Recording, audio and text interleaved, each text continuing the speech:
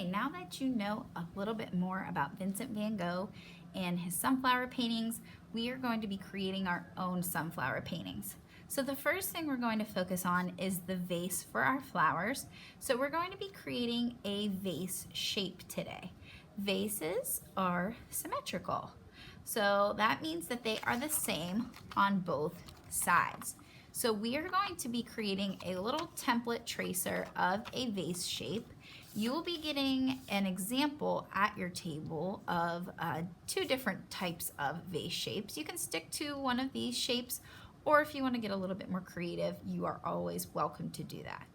So what you will need to do, you're going to take one of these small pieces of thin copy paper and you are going to fold it in half, hamburger bun style, and just fold it the best you can. Now the important part is that you are drawing so that the middle of your vase is the crease. If you draw half of your vase over here, cut it out, then what's going to happen, you open it up and you'll have two pieces.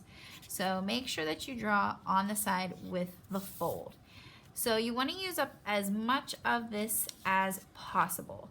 So that way it is making a good size vase. So you can see that this would be a nice size. You can see this was a slightly different shape. So what I'm going to do is I'm going to start in a little bit, not way out here, but I'm going to start here.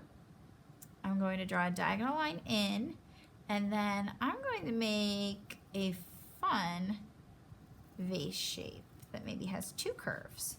So like I said, you can change your shape.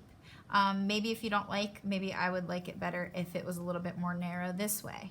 I can always change that. Now I know, just don't cut on that line. I'll cut on this line here. So you want to make sure it's on the fold. That way when we open this up, you will have one complete piece of paper. So make sure when you cut that this is folded and you are cutting while it is still folded.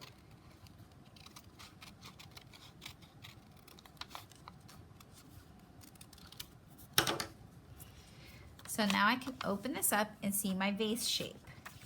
So I think that's an interesting shape. If you weren't happy with it, you could always go in just a little bit more and draw another shape and then cut on that line, but you wouldn't want to go in too far. You don't want a vase that's too skinny.